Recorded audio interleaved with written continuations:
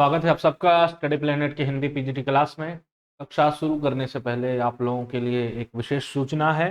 हमारे यहाँ पीजीटी के लिए टेस्ट सीरीज शुरू हो चुका है और सभी लोग ऑफलाइन भी है ऑनलाइन भी है। आपकी जैसी इच्छा हो उस अनुसार आप ये टेस्ट सीरीज ज्वाइन कर सकते हैं। और किसी प्रकार की विशेष जानकारी के लिए स्क्रीन पर जो नंबर शो कर रहा है उस नंबर पे आप लोग कॉल कर सकते हैं। तो एक बार आप लोग, क्योंकि टेस्ट सीरीज अत्यंत महत्वपूर्ण है, इसलिए भी महत्वपूर्ण है कि आपने जितना कुछ याद किया है उतना आप कितना परफॉर्म कर रहे हैं, कितना आपका जा रहा है स्कोर, इसका पता चलाने के लिए या स्वयं के आकलन के लिए बहुत जरूरी है कि टेस्ट सीरीज आप लोग ज्वाइन करें। और टेस्ट सीरीज में सब प्रश्न ऐसे होंगे कि जो कहीं ना कहीं किसी न किसी रूप में महत्वपूर्ण साबित होते हैं, वही उन्हीं प्रश्नों को चुना गया है। बिल्कुल आप लोग बेझिझक टेस्ट सीरीज ज्वाइन करें। कुछ भी मन में सवाल हो तो इस नंबर पर, दोनों में से किसी नंबर पर आप कॉल करके सुझाव ले सकते हैं, बात कर सकते हैं और आप लोग टेस्ट सीरीज ज्वाइन कीजिए। तो ये आपके लिए बहुत सुनहरा ऑफर है, बहुत फायदा होगा आप लोगों को। आज हम बात करने वाले हैं, मैंने कहा था कि देवनागरी लिपि के मानकीकरण पर हम लोगों ने बात कर ली थी। थोड़ा सा हम लोगों ने हमने कहा था कि ये दो हम लोगों के पास टॉपिक था, हिंदी भाषा और नागरी लिपि के मानकीकरण। ठीक है, हिंदी भाषा और नागरी लिपि का मानकीकरण था। तो हिंदी भाषा और मानकीकरण की जो लिपि है, तो हम लोगों ने नागरी लिपि के मानकीकरण पर बात कर ली थी बहुत ही स्पष्टता के साथ। ठीक है, आज हम उसी क्रम का एक अधूरा अंश है, हिंदी भाषा का मानकीकरण। तो कैसे प्रयास किया गया, लिपि का मानकीकरण की तो बात हुई, लेकिन क्या बहुत सारी चीजें ऐसी होती हैं, व्याकरण संबंधी, उच्चारण संबंधी, बहुत सारी ऐसी चीजें होती हैं, तो उनको स्थिरता कैसे मिले, वे मानक रूप में कैसे आए, या कोई बोली कब भाषा बनती है और उसके बाद क्या प्रक्रिया होती है कि उसका मानक रूप तैयार किया जाता है। इन सारी बातों पर हम बात करेंगे। क्या है सर? कुछ नहीं, टेस्ट सीरीज शुरू होने वाला है, उसी पर बात हो रही थी। वो आप लोग जो नंबर, फिर मैं जब क्लासेस समाप्त होंगे या होने वाले होंगे उसमें फिर मैं स्क्रीन पर वो शो करवा दूंगा, आप लोग स्थिरता के साथ देख लेंगे। आप लोगों की जानकारी के लिए ये बतलाना है कि टेस्ट सीरीज शुरू होने वाला है। जो नंबर आप लोगों को स्क्रीन पर दिखेगा बाद में क्लासेस ऑफ होने से पहले, वो नंबर या शुरुआत में भी आप लोगों को स्क्रीन पर दिखा होगा, उस नंबर पे आप लोगों को कॉल करके बात करनी है, समझना है कैसे शुरू होगा, कैसे क्या करना है, कितना पेमेंट होगा। और टेस्ट सीरीज आप लोग ज्वाइन कीजिए। ज्वाइन करने से आप ही लोगों का कल्याण होगा, आप ही लोगों का फायदा होगा, क्योंकि जितना प्रैक्टिस करेंगे उतना ही फायदा होगा। तो खुद को तैयार कीजिए बहुत जल्द और टेस्ट सीरीज में भिड़ जाइए। टेस्ट सीरीज में भिड़ेंगे, आपका पता चलेगा कि आप स्वयं में अभी कहां कितना स्कोर कर पा रहे हैं। स्वयं का आकलन बहुत जरूरी है। खैर, तो हम बात कर रहे थे कि भाषा का जो मानकीकरण है हिंदी भाषा का, तो कोई भी बोली कैसे, क्या विकास प्रक्रिया होती है कि वो आने वाले समय में वो मानक भाषा के मानक रूप उसका स्थिर हो जाता है। तो आज हम लोगों का टॉपिक क्या है? टॉपिक है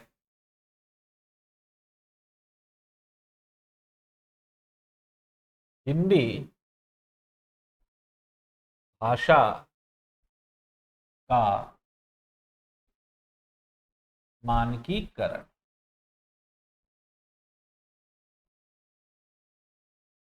ठीक है, हिंदी भाषा का मानकीकरण। तो हिंदी भाषा का मानकीकरण क्या है, कैसे है, किस रूप में हम उसे देखते हैं, कोई भी भाषा कैसे आगे बढ़ती है और क्या विकास प्रक्रिया होती है। कैसा लगेगा सर? क्या लगेगा, कैसा लगेगा?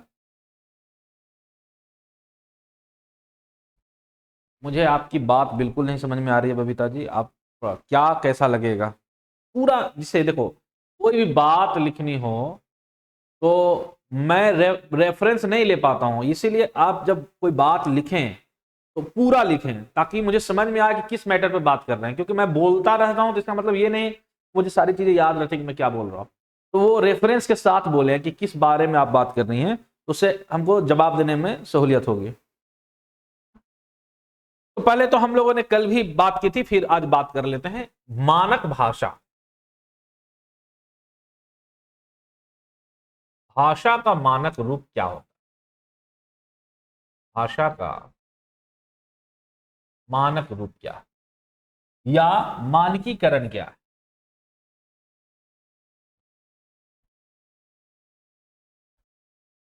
ठीक है, इस पर हम लोगों ने कल बात की है कि भाषा का मानकीकरण क्या है, लेकिन फिर भी आज हम लोग दोबारा देख लेते हैं।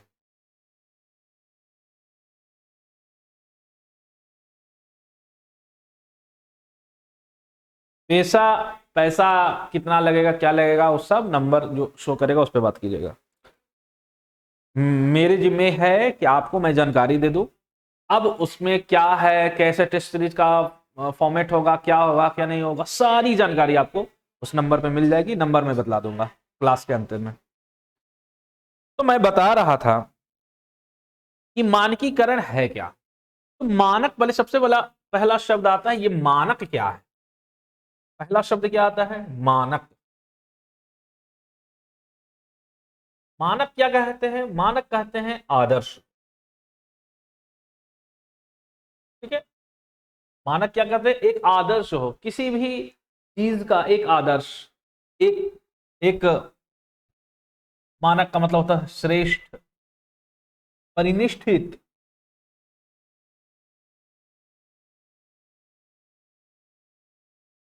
ठीक है, इसका मतलब क्या है कि किसी भाषा का वह रूप जो आदर्श हो या श्रेष्ठ रूप हो या परिनिष्ठित रूप हो, बात एक ही है, सब मानकीकरण कहलाएंगे।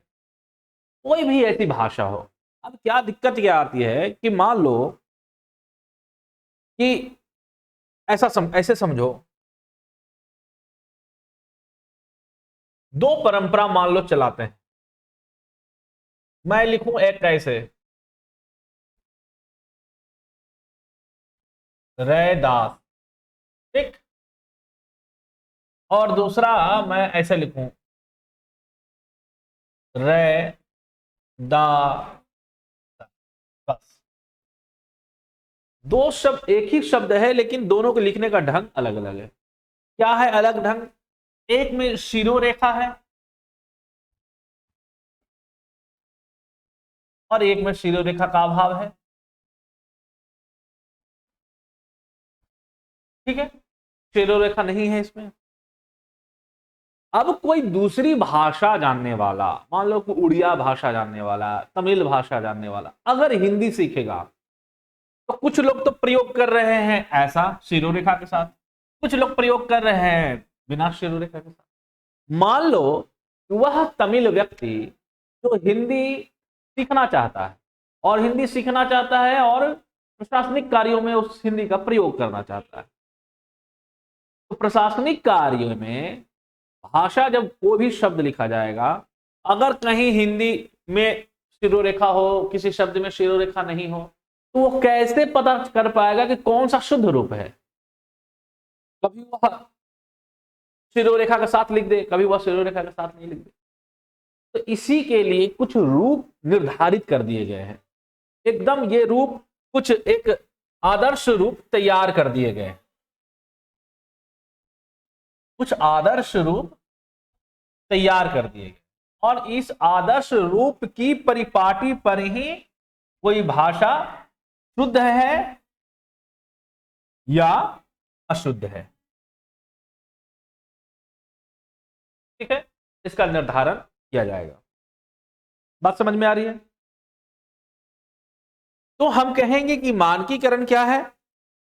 तो मानकीकरण है भाषा का वह रूप, भाषा का वह रूप जो प्रयोक्ता यानी जो उस भाषा का प्रयोग कर रहा है। ठीक है, भाषा का वह रूप जो प्रयोक्ता के अतिरिक्त अन्य भाषा भाषियों के लिए भी समान हो। बात समझो, क्या कह रहा है? भाषा का वह रूप जो प्रयोक्ता के अतिरिक्त अन्य भाषा भाषियों के लिए भी वह रूप क्या हो? समान हो। इसी को कहते हैं मानकीकरण। अब मान लो शिक्षा का काम हो, सरकारी कोई कार्य हो,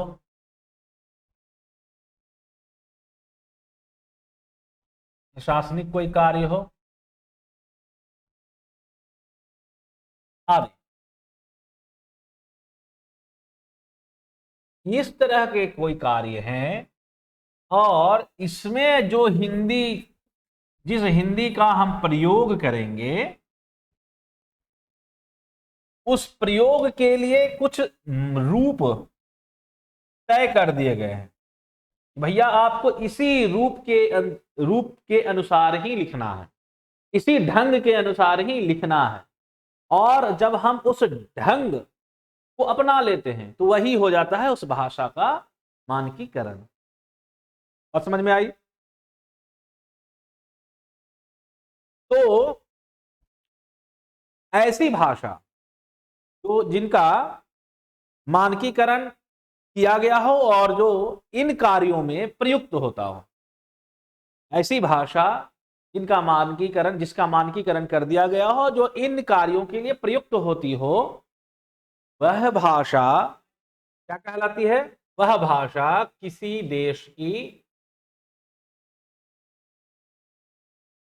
वह भाषा किसी देश की अथवा राज्य की राज्य भाषा होती है, राजभाषा होती है।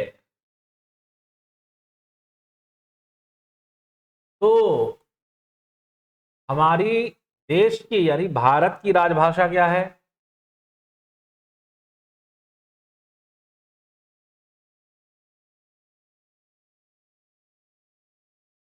हिंदी है। यानी सारे कार्य हिंदी में किए जाते हैं, साथ साथ अंग्रेजी में भी किए जाते हैं। और अंग्रेजी में इसलिए किए जाते हैं, जब इसे बनाया गया तो कहा गया कि 10 वर्षों के लिए अंग्रेजी रखते हैं, क्योंकि बहुत सारे लोगों ने विरोध किया कि बहुत सारे अंग्रेजी जानने वाले हैं, अन्य भाषी हैं, तो हिंदी को अगर राजभाषा के रूप में अगर हम प्रयोग करेंगे तो दूसरी भाषा जानने वाला हिंदी नहीं जानता है। तो वो एक तो मीडियम होना चाहिए, एक तो माध्यम होना चाहिए जिसके कारण जिसके साथ वो अपना कार्य कर पाए। तो कहा कि ठीक है, जब तक हिंदी का प्रचार प्रसार ना हो जाए, जब तक हिंदी अन्य लोगों की भाषा ना बन जाए, तब तक 10 वर्षों के लिए अंग्रेजी को हम राजभाषा भी चुनेंगे, एक द्वितीय भाषा चुनेंगे। तो हिंदी को राजभाषा चुन लिया गया। लेकिन देखिए, सरकारी जो प्रावधान होते हैं और सरकार की जो मंशा होती है, धीरे धीरे धीरे धीरे अंग्रेजी बढ़ती गई बढ़ती गई बढ़ती गई। आज भी बहुत सारे कार्य अंग्रेजी में ही होते हैं। ये दुर्भाग्य है देश का।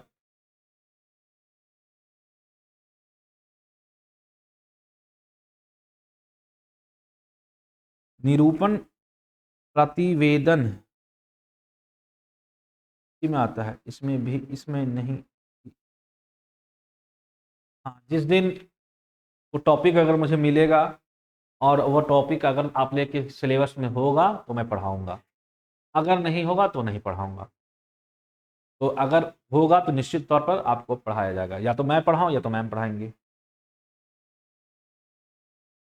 तो क्या समझ में आया कि किसी देश की वह क्या होती है? राजभाषा होती है या प्रतिनिधि भाषा होती है। क्या होती है? इसी को प्रतिनिधि भाषा, राजभाषा भी कहते हैं।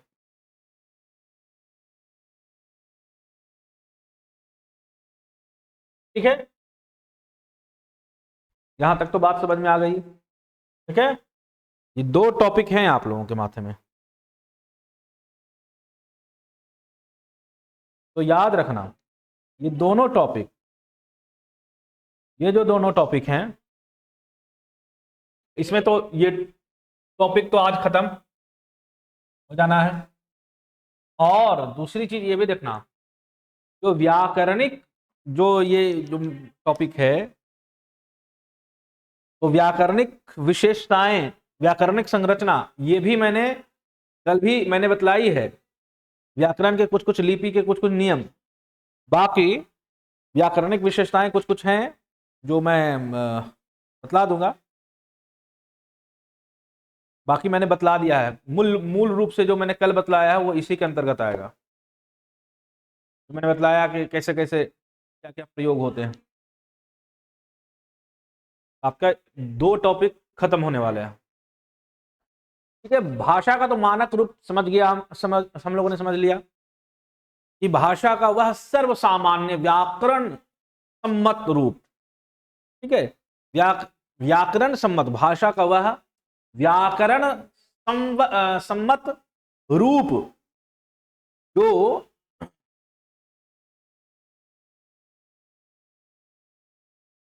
जो प्रयोक्ता के सभी क्षेत्रों में काम आए, उसी को मानक रूप कहते हैं। भाषा या व्याकरण सम्मत वह रूप जो प्रयोक्ता के सभी क्षेत्रों में उपयोग में आती हो या उपयोग में आता हो, उसी को कहते हैं भाषा का मानकीकरण या मानक भाषा।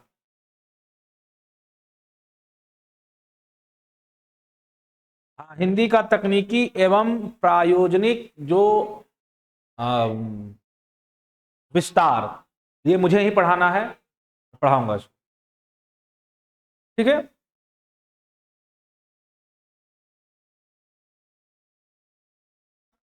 तो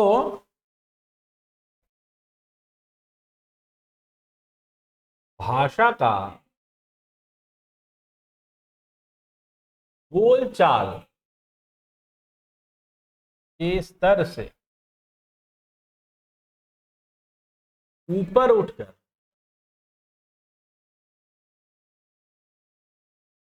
मानक रूप प्राप्त कर लेना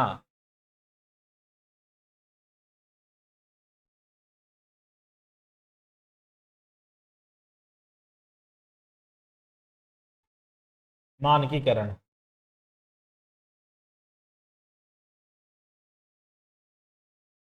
यानी बोलचाल के स्तर से मानक रूप ग्रहण कर लिया तो वह क्या वो प्रक्रिया क्या कहलाएगी?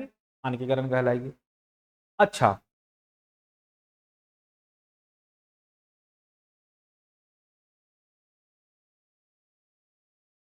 अब तो वो बन पढ़ा दिया जाएगा रीति।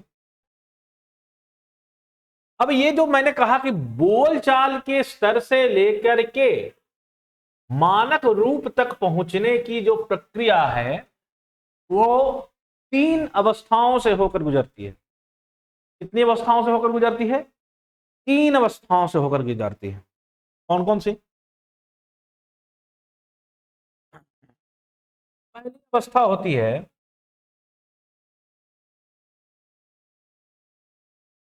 बोली के रूप में, बोली का स्तर। जब हम कोई भाषा बोलते हैं और उसका कोई व्याकरण ठीक नहीं, उसका व्याकरण कोई ठीक ठाक नहीं रहता है या उसके व्याकरण का निर्माण नहीं हुआ होता है, तो वह बोली कहलाती है। तो बोली में शब्द भंडार कम होते हैं, बोली में शब्दों की संख्या कम होती है, शब्द भंडार सीमित होते हैं। तो 2-3 चीजें इसमें महत्वपूर्ण होती हैं। एक तो ये कि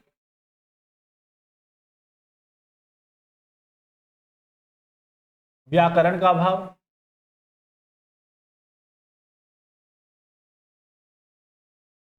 दूसरा प्रॉब्लम क्या आता है, तो दूसरा अ, शब्द भंडार सीमित हो जाती है। शब्द भंडार सीमित हो जाता है।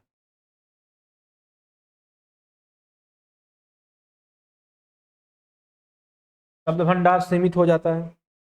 बोली का जो क्षेत्र है वो भी सीमित रहता है, सीमित क्षेत्र में ही कोई बोली बोली जाती है।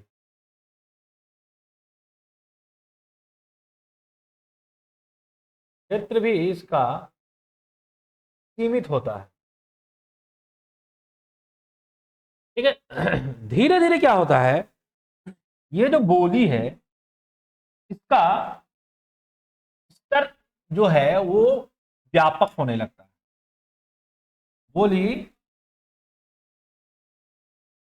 अपने स्तर से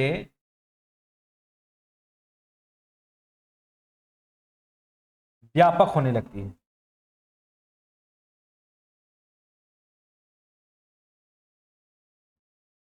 तो व्यापक जब होगी तो व्याकरण इसमें धीरे धीरे इसका व्याकरण निर्माण होने लगता है, तो व्याकरण इसका बनने लगता है।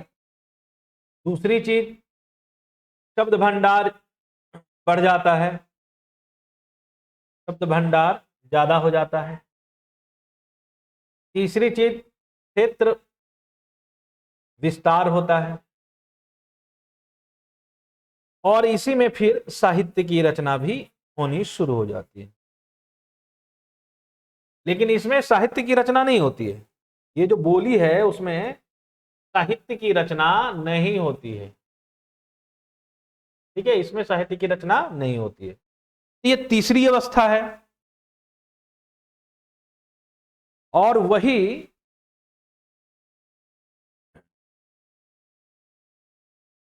यही जो इसका जो स्तर है, क्षेत्र है, इसका जो क्षेत्र है वो व्यापक होने लगता है और अत्यधिक व्यापक हो जाता है। का क्षेत्र अत्यधिक व्यापक हो जाता है। तीसरी अवस्था होती है कि अत्यधिक व्यापक अवस्था। ये जब अत्यधिक व्यापक अवस्था आती है तो अब इसका मानक रूप तैयार किया जाता है, ताकि प्रशासनिक कार्यों में, सरकारी कार्यों में, वैज्ञानिक कार्यों में,